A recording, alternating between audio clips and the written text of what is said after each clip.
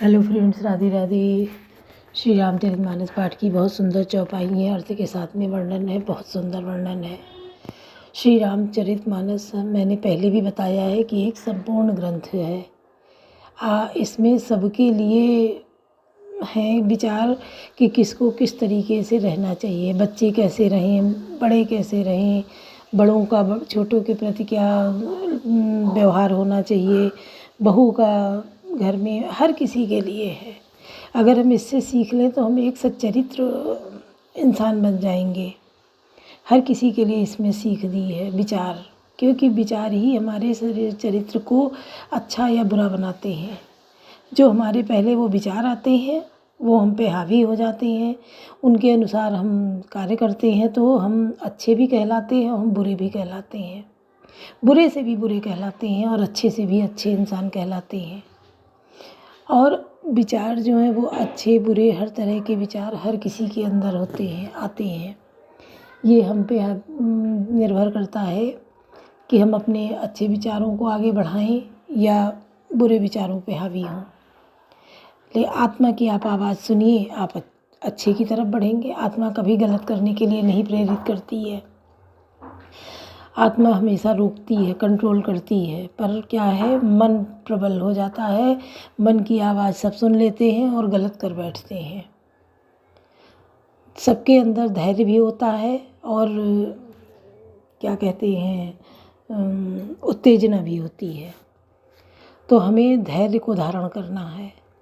आप एक हमेशा, क्योंकि संत लोग जो हैं वो क्या हैं, उनका बड़ा कंट्रोल होता है अपने विचारों पे, तभी तो वो संत रहते हैं। उनके पहनावे पे कोई हंसी उड़ाए फिर भी वो वही पहनावा पहनते हैं, क्योंकि उनको पता है कि हम इन वस्त्रों में और इस तरीके से हम अपने को एक सही सद्मार्ग पे ले जाएंगे, सच्चाई के रास्ते पे। और सच्चाई का रास्ता हमेशा आपको मंजिल दिलाता है, आगे बढ़ाता है। गलत विचार आते हैं, गलत कार्य करते हैं तो वो हमेशा गलत गड्ढे में जाता है। देखो, उसी इंसान को रत्नों से, भारत रत्न है या खेल अवार्ड है या जिस विभाग में वो आगे का अच्छा कार्य करता है उसको उनसे सम्मानित किया जाता है। और वही इंसान गलत कृत्य करके इतना गलत हो जाता है, आतंकवादी बन जाता है, किसी को मार देता है, रेप कर देता है, गलत कार्य करता है, उसको फांसी दे दी जाती है। इंसान तो वही है,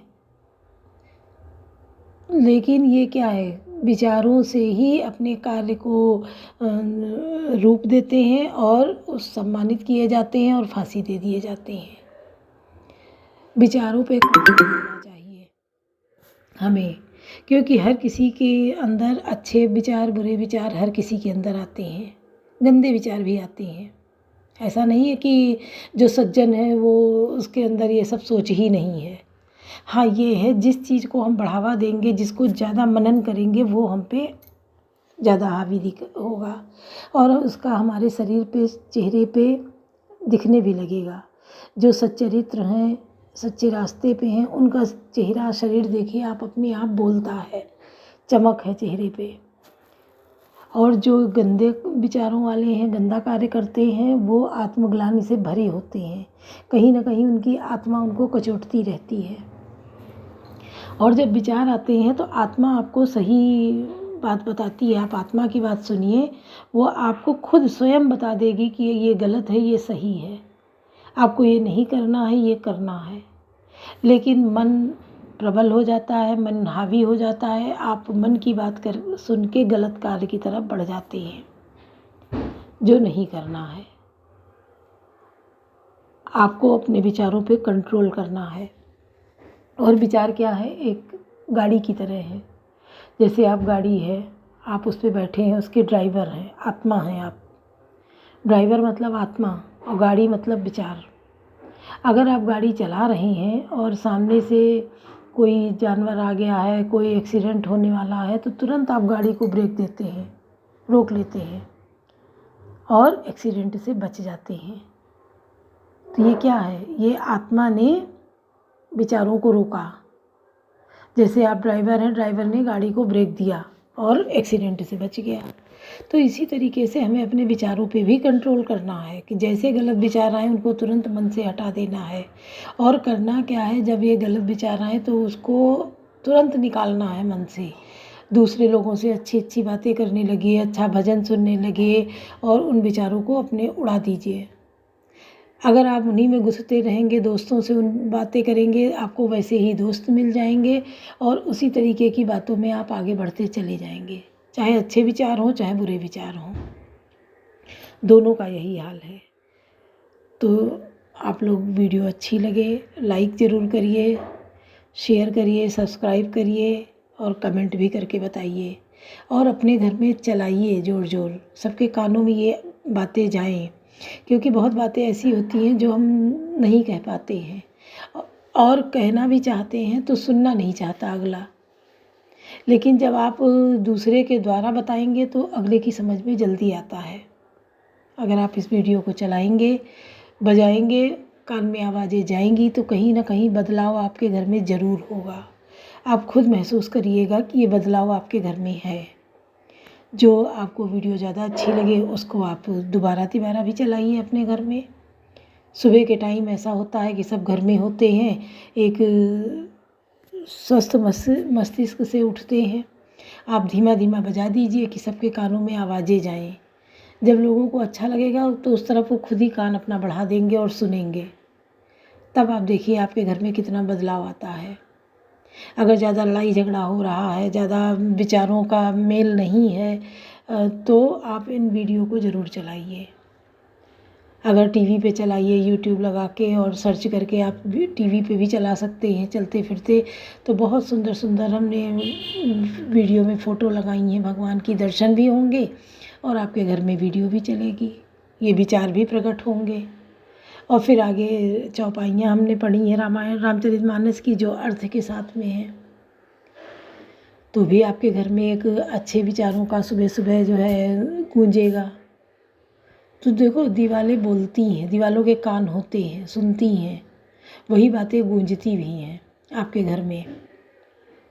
तो अच्छी बातों का आप अपने घर में समावेश करिए, गलत बातों को घर से निकालिए, हटाइए और आपस में तालमेल ऐसा सामंजस्य बनाइए कि सब मिलके एक साथ रहें। और पूरे दिन के बाद एक बार का खाना सब एक साथ बैठ के खाएं। दिन भर की दिनचर्या क्या हुई वो बातें आपस में होनी चाहिए। उससे क्या होगा, आपको बहुत बातों का सजेशन मिल जाएगा कि आपको यहाँ पे ये नहीं करना था, ये नहीं करना, और आपको भी पता हो जाएगा कि आपके बच्चे या आपके घर के लोग किस रास्ते पे चल रहे हैं, कहाँ गए थे, कहाँ से आ रहे हैं। तो सुनिए, बहुत अच्छा लगेगा आप लोगों को और बातों पे ध्यान जरूर दीजिए। तो काज कठिन जग माही, जो नहीं हो तात तुम पाही। दान शिरोमणि कृपा निधि, नाथ कहाऊँ सती भाव। चाहूँ तुम्हें समान सुत, प्रभु सन कवन दुराओ। कवन सुकाज कठिन जग माही, जो नहीं हो तात तुम पाही। राजा ने कहा, हे दयान दानियों के शिरोमणि, हे कृपा निधान, हे नाथ, मैं अपने मन का सच्चा भाव कहता हूँ कि मैं आपके समान पुत्र चाहता हूँ। प्रभु से भला क्या छिपाना।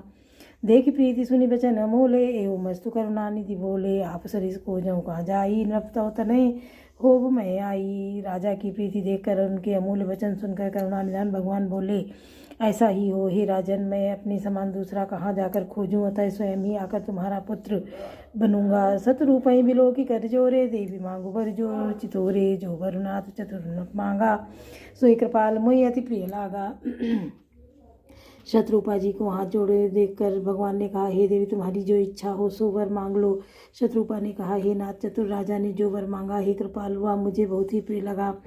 प्रभु परंतु सुठी होती ठिठाई, यद्यपि भगत हे तुम्हें सो आई। तुम ब्रह्मादि जनक जग स्वामी, ब्रह्म सकल और अंतर्जामी। परंतु हे प्रभु, बहुत ठिठाई हो रही है। यद्यपि हे भक्तों का हित करने वाले, वह ठिठाई भी आपको अच्छी ही लगती है। आप ब्रह्म आदि के भी पिता, उत्पन्न करने वाले, जगत के स्वामी और सबके हृदय के भीतर की जानने वाले ब्रह्म हैं। अस समझत मन संशय होई, कहा तो प्रभु प्रमाण पुनि सोई। जे जिन निज भगत नाथ तो आई, जो सुख पावई जो गति लाई। ऐसा समझने पर मन में संदेह होता है कि फिर भी प्रभु ने जो कहा वही प्रमाण सत्य है। मैं तो यह मांगती हूँ कि हे नाथ, आपके जो निज जन हैं वे जो अलौकिक अखंड सुख पाते हैं और जिस परम गति को प्राप्त होते हैं। कवन सो काज कठिन जग माही, जो नहीं होई तात तुम पाही। सोई सुख सोई गति सोई भगति, सोई निज चरण सनेहु, सोई विवेक सोई रानी प्रभु, हमई कृपा करि देहु। कवन सो काज कठिन जग माही, जो नहीं होई तात तुम पाही। हे प्रभु, वही सुख वही गति वही भक्ति, वही अपने चरणों में प्रेम, वही ज्ञान और वही रहन सहन कृपा करके हमें दीजिए। सुनि मृदु गूढ़ रुचिर रचना, कृपा सिंधु बोले मृदु वचना। जो कछु रुचि तुमरे मन माही, मैं सुदीन सब संशय नाही। रानी की कोमल गूढ़ और मनोहर श्रेष्ठ वाक्य रचना सुनकर कृपा के समुद्र भगवान कोमल वचन बोले, तुम्हारे मन में जो कुछ इच्छा है वह सब मैंने तुमको दिया, इसमें कोई संदेह न समझना। मातु विवेक अलौकिक तोरे, कबहु न मिटई अनुग्रह मोरे। बंदी चरण मनु कयो बहोरी, अवर एक विनती प्रभु मोरी। हे माता, मेरी कृपा से तुम्हारा अलौकिक ज्ञान कभी नष्ट नहीं होगा। तब मनु ने भगवान के चरणों की वंदना करके फिर कहा, हे प्रभु, मेरी एक विनती और है। सुन सुत बिसई तव पद रति हो, मोहि बड़ मूढ़ काय किनको। मनि बिनु फनि बिन जिमि जल बिनु मीना, मम जीवन तिमि तुम्हि अधीना। आपके चरणों में मेरी वैसी ही प्रीति हो जैसे पुत्र के लिए पिता की होती है, चाहे मुझे कोई बड़ा भारी मूर्ख ही क्यों न कहे। जैसे मणि के बिना सांप और जल के बिना मछली नहीं रह सकती है, वैसे ही मेरा जीवन आपके अधीन रहे, आपके बिना न रह सके। अस बर मांगी चरण गई रहे हो, हे हो मस्तु करुणा निधि कहे हो। अब तुम अनुशासन मानी, बसहु जाई सुरपति राजधानी। ऐसा वर मांग कर राजा भगवान के चरण पकड़े रह गए। तब दया के निधान भगवान ने कहा, ऐसा ही हो। अब तुम मेरी आज्ञा मानकर देवराज इंद्र की राजधानी अमरावती में जाकर वास करो। कवन सो काज कठिन जग माही, जो नहीं होई तात तुम पाही। ता करि भोग विशाल तात का, गए कछु काल पुनि हो यों अवध भुआल। तब मैं हो तुम्हारे सुत, कवन सो काज कठिन जग माही, जो नहीं होई तात तुम पाही। हे तात, वहाँ स्वर्ग के बहुत से भोग भोग कर कुछ काल बीत जाने पर तुम अवध के राजा होगे, तब मैं तुम्हारा पुत्र होऊंगा। इच्छा मैं नरवेश समारे, हुई प्रकट निकेत तुम्हारे। अनसन सहित देह धरिताता, करियो चरित भगत सुखदाता। इच्छा निर्मित मनुष्य रूप सजकर मैं तुम्हारे घर प्रकट होऊंगा। हे तात, मैं अपने अंशों सहित देह धारण करके भक्तों को सुख देने वाले चरित्र करूँगा। जय सुनि साधर नरबड़ भागी, बहुतरिय ममता मद त्यागी। आदिशक्ति जय जग उपजाया, सो अवतरी मोरिया माया।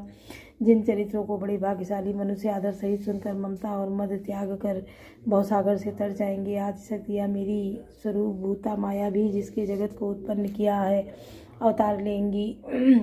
पुरो मैं अभिलाष तुम्हारा, सत्य सत्य पन सत्य हमारा। पुनि पुनि अस कई कृपा निधाना, अंतर्धान भय भगवाना।